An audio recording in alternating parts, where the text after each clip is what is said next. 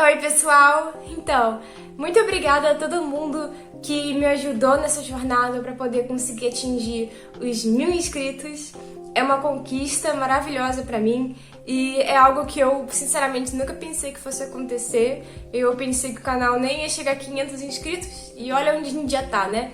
Então, eu tô muito feliz e esse vídeo é quase que um presente para vocês, tirando dúvidas e conversando mesmo com vocês aí do outro lado da tela. Então, primeiramente, de novo, muito obrigada, eu tô muito feliz.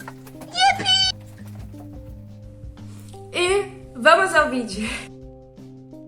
No último vídeo eu tava com uma aparência péssima, né? Eu tava acabadaça, porque eu tava bem, assim, gripada, eu tava me recuperando ainda disso, minha voz, tava tudo um caos. Mas nessa até que eu tô com mais energia, eu confesso que minha voz ainda tá um pouco estranha, mas já tá bem melhor se você comparar com ela antes, né? Então, vamos lá responder aí as perguntas que vocês me enviaram, tanto no Instagram quanto no YouTube mesmo, como eu tinha avisado pra vocês. Eu fiz um post lá na aba de comunidade do canal e vocês foram mandando um monte de coisa aleatória que eu vou estar respondendo. E eu sou uma pessoa tão antiquada que eu literalmente anotei as coisas, já que eu tô bem longe do meu computador pra ficar lendo e eu gravo com o celular, então sim, ficou complicado pra mim, né? Então, vamos lá. Primeiramente, eu quero informar vocês sobre uma dúvida que alguns de vocês têm a respeito da minha saúde, já que eu mencionei em alguns vídeos antes aí que eu tô pra fazer uma cirurgia. Então, assim, primeiramente, não precisam se preocupar em torno disso, porque o problema que eu tenho, apesar de ser bem incômodo, ele é um problema muito comum, sabe? Muita gente tem, eu mesma conheço várias pessoas que passaram por isso. Então, é incômodo, mas tem solução. Pode ser difícil de acreditar por causa da minha idade, mas eu tenho pedras na vesícula. E, cara, isso dói muito. Quando você tem crise, dói muito, de você praticamente ter que ser carregado pra UPA. Então, imaginem, né? Eu comecei a ter alguns problemas com isso com 20 anos, mesmo não me alimentando assim de uma forma ruim, digamos assim. Eu não como tanta coisa gordurosa, eu nem como carne, pra vocês terem noção. Então, no meu caso, o problema na vesícula, ele com certeza foi alguma coisa genética. Então não tinha muito como eu fazer, né? Tinha um histórico disso da minha família e eu acabei tendo também esse problema. E a primeira crise que eu tive, acho que foi com uns 20 anos, e foi horrível, horrível. É uma dor que, tipo assim, lógico, ela diminui com o tempo, mas às vezes fica tipo uma semana, cara. E você anda todo torto, é horrível, é horrível. Então, se você já tem um histórico aí na sua família disso, sabe, eu recomendo que de vez em quando, se você puder, óbvio, faça uma ultra do seu abdômen, pra você não ver se você corre risco. Porque, sinceramente, ter a crise assim de surpresa é terrível. A minha segunda crise foi tão forte que eu tive que realmente ficar um pouco lá no hospital. Isso pra vocês terem noção de que, mesmo sendo uma coisa comum, ela ainda tem efeitos horríveis, né? E o tratamento, infelizmente, é a cirurgia. E eu tô aí na fila do SUS pra poder conseguir. E eu já fiz os exames pré-operatório, esse tipo de coisa. Então agora só realmente tô esperando para ser chamada pra cirurgia mesmo. Eu já passei por essa parte mais burocrática, eu diria. E eu acredito que vai estar tudo certo, tá? É uma cirurgia até que simples, então eu não tô tão preocupada com isso. Sinceramente, o que eu mais quero mesmo é me livrar logo dessa vesícula pra não ter problemas, não ter crise. Porque é horrível, né? Ninguém merece ficar sentindo esse tipo de dor, uma dor que pode durar até mais de uma semana às vezes. E, sabe, às vezes você quer comer alguma coisa, alguma besteirinha. Por exemplo, eu não sou de comer muito lanche, esse tipo de coisa, mas às vezes, sei lá, 2 vezes por mês dá vontade de comer uma pizza, um pão de queijo, uma coisa assim. E é horrível, sabe? Você vê lá a foto e não pode comer porque você pode ter uma crise de vesícula e parar na UPA. Então é péssimo. Mas eu acredito que logo mais, esse ano ainda talvez, eu já me livre desse problema. E agora eu vou tirar a maior dúvida que eu acredito que vocês tenham. Eu tinha falado que tava melhor, mas olha a minha voz de vovó. Comecei até a espirrar. Bom, a maior dúvida que eu acho que vocês têm em relação ao canal é em torno do nome. E não tem nada de místico ou muito especial por trás, caso vocês pensem que tenha. Não tem, tá? Vai ser bem decepcionante pra vocês. Então, alguns anos atrás, lá pra 2020, por exemplo, eu acho que foi 2020, por exemplo, lá pra 2020, eu passei por um período muito difícil da minha vida, tá? Foi a primeira época da minha vida em que eu comecei a ter muitas crises de ansiedade, tive, sabe, episódio de paranoia, esse tipo de coisa. Então, eu resolvi me afastar bastante da internet, já que naquele período eu tava assim... Se hoje em dia eu sou uma pessoa que passa muito tempo no computador, naquela época eu passava muito mais, tá? Então, eu resolvi, assim, me afastar um pouco e tentar focar mais em mim mesma, em hobbies e coisas um pouco mais distantes da internet. Então, eu saí excluindo e desativando várias das minhas redes sociais. Fiquei, assim, praticamente sem nenhuma rede social naquela época e comecei a cuidar da minha saúde mental, da ansiedade. Eu melhorei bastante, tá? Me afastar das redes sociais por um período me ajudou bastante.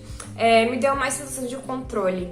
E aí, quando eu me senti melhor pra voltar pras redes sociais, eu criei uma rede social com um nome mais diferente e mais, assim, controlada. Hoje em dia, eu consigo controlar melhor meu público, esse tipo de coisa, tá? E eu não tenho mais aquela paranoia que eu tinha antes. Antes eu achava que, assim, se eu existisse na internet, as pessoas já me perseguiam. Então, é uma coisa realmente que era um problema psicológico. Hoje em dia, não, eu tô bem tranquila e as redes sociais, pra mim, na maior parte do tempo, ou são pra informar coisas sobre o canal, ou pra poder postar alguma abobrinha, tipo foto de gato de planta. Então, não me preocupo muito em relação a isso. Mas aí, voltando ao nome. Quando eu voltei a usar redes sociais, eu queria um nome diferente de tudo que eu já tinha usado na internet, porque, digamos assim, eu tava recomeçando a minha vida nas redes sociais. E aí eu tentei achar palavras, sabe, que eu gostasse, e eu sempre gostei da palavra sálvia, que é o nome de uma planta, tá? Uma plantinha que eu acho bonita. Eu nem sei pra que ela serve, mas eu acho ela bonitinha e acho o nome dela muito bonito. E aí, como já tem gente usando, óbvio, né? Esse nome salva, porque é uma palavra bonita. Eu fui testando combinações diferentes e coloquei rain, que é chuva, então é isso. Aí eu comecei a usar esse nome na internet e é um nome que eu uso atualmente em tudo, tá? Então não tem, assim, um grande significado por trás, não. É só uma junção mesmo de palavras, é o nome que eu uso no Instagram, no Last FM, Letterboxd, essas coisas todas, tá? Pra não ficar usando o meu nome mesmo, porque como eu tô na internet e eu posso usar o nome que eu quiser na internet, eu não vou ficar usando simplesmente o meu nome original, a não ser que seja pra alguma coisa mais séria, né? Então, é basicamente isso, pessoal. É por isso que eu uso esse nome. Não tem nada de, assim, super interessante por trás. A história é bem boba. É basicamente do meu intervalo com a internet, com as redes sociais. Hoje em dia eu praticamente não uso muito. Eu tenho, mas assim, eu praticamente não uso tanto as redes sociais. Eu confesso que eu passo a maior parte do tempo ou assim, assistindo alguma coisa ou jogando no computador, principalmente coisas mais antigas. Eu tenho um computador bem ruinzinho, né? Então eu vivo como se eu estivesse, sei lá, em 2008, 2010, por aí. Mas eu tô tranquila com isso. Então é basicamente isso, pessoal. Essa história do nome do canal, que é só o nick que eu uso na internet mesmo. E outra dúvida que eu acho que muitos de vocês têm, inclusive que foi também aí um dos temas que mais perguntaram pra mim, foi em relação ao meu trabalho como ilustradora. Então, pessoal, sim, eu trabalhei como ilustradora por alguns anos aqui na internet. Fiz vários trabalhos até, sinceramente, a maior parte foi internacional mesmo. Cheguei até a fazer alguns pequenos projetos para alguns jogos independentes, mas não foi muito à frente, principalmente por causa da pandemia. Então, por que eu mudei de carreira e resolvi investir mais no audiovisual? por vários motivos. Ser ilustradora é mágico, tá? Conseguir, assim, criar coisas e, sabe, você ter um cliente que tem uma ideia de personagem e você conseguir transmitir isso é algo mágico. É maravilhoso.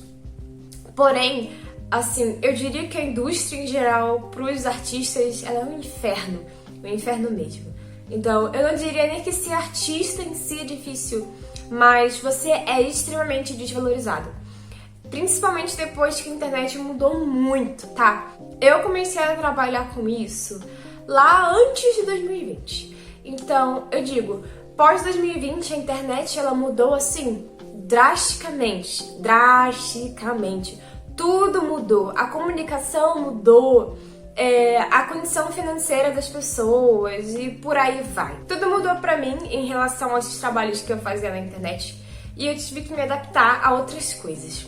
E eu não me dei tão bem com outras coisas, tá? Então, assim, como ilustradora, se depois de 2020 já não tava tão fácil, depois do ano passado se tornou um inferno maior ainda. E por quê? Porque começou a onda das artes feitas por inteligência artificial. E quando você trabalha desenhando, e muitas artes que a gente faz, às vezes, lógico, tem coisas que são para projetos mais importantes, para jogos, às vezes para alguma marca, etc. Porém, muita coisa que a gente fazia era para coisas bobas, sabe? Para pessoas às vezes usarem como ícone de alguma coisa, pessoas que jogam RPG de mesa, por aí vai. Então, a gente fazia muito design de personagem para coisas bobas. Pós esse negócio de inteligência artificial, tudo mudou. Não só para nós ilustradores, mas para diversas áreas. Então, muita gente perdeu emprego e, bom, eu fui uma dessas pessoas. E eu trabalhava muito como ilustradora, tipo, muito. Eu tinha, assim, perfis, né, em rede social e eu tinha que postar, tipo assim, todo dia. Todo dia. Eu tinha que produzir um monte de coisa. Isso estava acabando com a minha saúde mental, porque eu não conseguia nem respirar direito e as redes sociais, elas mudam o tempo todo. Então, o que dava engajamento num dia, no outro já não dava mais. E aí, rede social de foto começa a copiar TikTok, quer que você faça vídeo. Só que você é um ilustrador e você às vezes não mexe com vídeo, sabe? Nem todo mundo sabe mexer com esse tipo de coisa. E entreter as pessoas com vídeos curtos, sabe? Não é fácil. Então, toda essa carga caiu muito pesada em cima dos ilustradores. Até mesmo para ilustradores grandes e famosos. Tem um ilustrador que ele fez muitos conceitos de arte para vários jogos famosos, até para The Last of Us, para vocês terem noção. E até ele teve a carreira dele de, assim, quase 20 anos completamente prejudicada por causa das inteligências artificiais.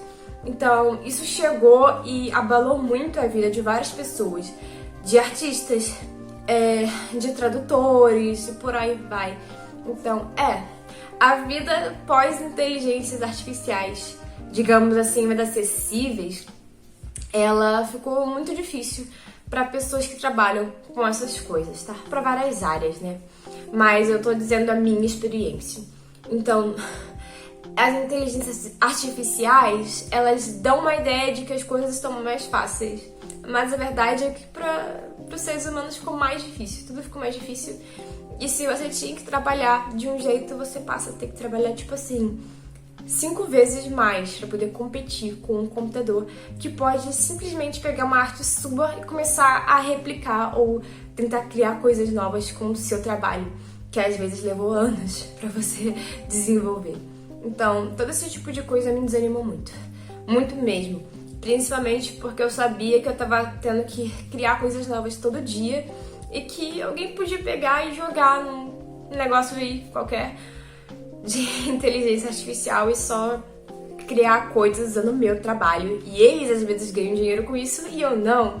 Então, a inteligência artificial praticamente colocou a gente no estado de escravidão deles e é meio complicado. Isso me afetou muito e é por isso que eu decidi que eu ia tentar fazer alguma outra coisa apesar de eu gostar ainda muito, sim, de ilustração e fazer ainda muitas artes. E saindo um pouco desse tema e indo um pouco pro tema da subcultura gótica, que é a minha grande paixão, me perguntaram como é que eu comecei a me identificar com a subcultura gótica, se eu sempre fui assim e etc. Bom, desde criança eu sempre fui uma criança um pouco esquisitinha. Eu sempre gostei muito de coisas meio de terror, macabrinhas, esse tipo de coisa, tá? É um interesse que eu tenho desde criança, eu sempre tive interesse por coisas assim, até mesmo pela estética, às vezes, de cemitério, esse tipo de coisa. Eu já tinha interesse desde criança. Eu tô falando criança 1 milhão de vezes, tá? Me perdoe. E isso sempre foi presente na minha vida, apesar de eu nem saber assim, o que era gótico naquela época. E o que foi porta de entrada pra eu realmente começar a pesquisar e entender melhor sobre essas coisas?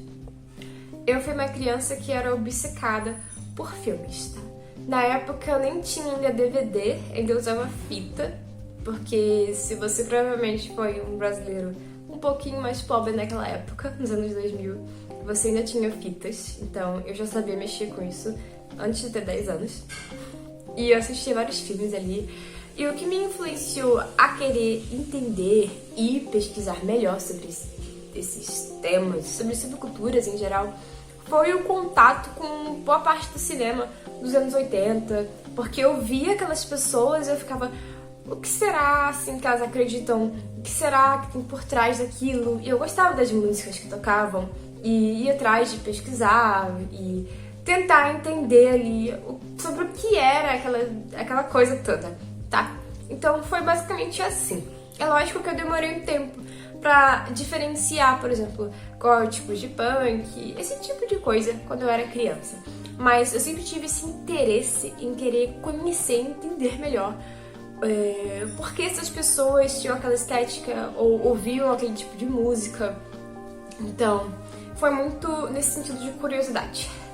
E aí, na minha adolescência, eu já conhecia muito de música, porque, assim, eu sou autista, né?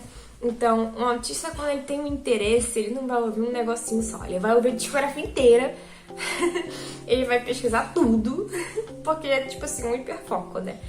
Então, na minha adolescência, eu já tinha escutado a discografia de muita coisa, já tinha visto 1 zilhão de filmes, e eu já conhecia melhor esse tipo de coisa. Então, lá pra 2016 eu já tava sabendo tudo. Mentira, né? Não sabia tudo. Mas eu já tinha, assim, esse interesse e já entendia melhor o que era cada coisa e os interesses por trás. Então, foi basicamente assim. Eu acho que o autismo, querendo ou não, ele deu um empurrão, assim, pra me ajudar a pesquisar mais sobre as coisas.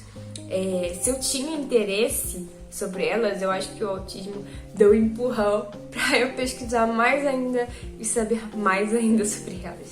Que é uma coisa meio engraçada, mas eu acho que é um ponto positivo aí de quem tem qualquer característica que ajude a focar em uma coisa específica. Porque tem coisas que eu sou completamente burra, tipo de física, matemática, mas se você perguntar pra mim sobre discografias aleatórias, eu vou saber tudo. Então, é bem esquisito como o meu cérebro funciona, mas foi assim. E ainda um pouco nesse tema em torno de subculturas e etc., me perguntaram o que eu penso sobre cybergoth, né? Eu acho que o cybergoth é uma subcultura à parte. Mesmo tendo goth no nome, eu não acho que eles são góticos. Eu acho que é uma subcultura que teve, sim, inspirações, mas eles se separaram e eles têm o deles, né? Eles têm a estética deles, as músicas que são, na maior parte, exclusivamente deles mesmo. Não são músicas que se encaixam tanto com os gêneros de música mais góticos. Eu diria que são subculturas amigas, sabe? Conseguem ficar no mesmo ambiente, conseguem curtir ali. Vários góticos gostam de músicas cybergoth gostam de músicas góticas, mas são coisas diferentes. Eles são amiguinhos, eles estão ali, mas cada um tem, digamos assim, a sua própria subcultura, tá? É o que eu acredito e o que eu também já vi outras pessoas falando a respeito. Mas tem algumas pessoas que insistem que o cybergoth faz parte do gótico. Eu acho que não. Eu acho que é parecido com o que aconteceu com o industrial, sabe? Esse tipo de coisa. São ali gêneros que andam juntos, mas cada um também tem a sua, tá? É isso. Pode parecer um pouco estranho de explicar meio por cima, mas é o que eu penso. Eu vou ser sincera com vocês, eu gosto da estética do cybergoth, mas eu não conheço praticamente nada de música deles. Quando eu penso no cybergoth, eu lembro daqueles vídeos deles dançando, que o pessoal adora colocar em meme. Mas é isso, tá? Se você faz parte dessa subcultura, talvez você saiba explicar melhor do que eu expliquei. E pra encerrar o vídeo, teve uma pergunta muito inesperada que eu fiquei pensando um pouco sobre essa pergunta, que é: será que é mais... Gente, eu tô falando bem por cima, mas eu provavelmente vou tentar deixar a pergunta aí na tela. Se as formigas conseguem... Se elas têm mais, assim, facilidade de escapar do fogo por causa do tamanho delas. Eu não sei qual é a resistência delas em relação ao calor, mas eu acho que sim. Eu não sei. Bom, novamente, eu disse pra vocês no começo do vídeo que eu tava melhor, né? E olha a minha voz como ela tá agora. Eu ainda preciso de um pouco mais de tempo pra poder me recuperar, eu acho. Mas enfim, pessoal. Lembrando que eu não coloquei os nomes de ninguém, nem foto de ninguém que fez as perguntas, porque eu não sei se as pessoas querem ser expostas dessa forma. Porém, a postagem que eu fiz vai ficar lá, tá? Então, se você, sei lá, eu não quero mais me envolver com isso, você escreve seu comentário. Aí fica mais fácil assim, do que eu jogar aqui o seu comentário com o seu nome e todo mundo sabe, foi você que fez isso, né? Você que perguntou isso. Apesar de serem perguntas bem inocentes. Muito obrigada a todo mundo que ajudou o canal a chegar onde ele chegou. E, bom, pessoal, é isso. Até o meu celular já tá dando alerta de negócio de espaço por causa das gírias. Então, eu realmente preciso terminar logo. Bom, de novo, eu sei que é chato, mas muito obrigada. E tchau, tchau.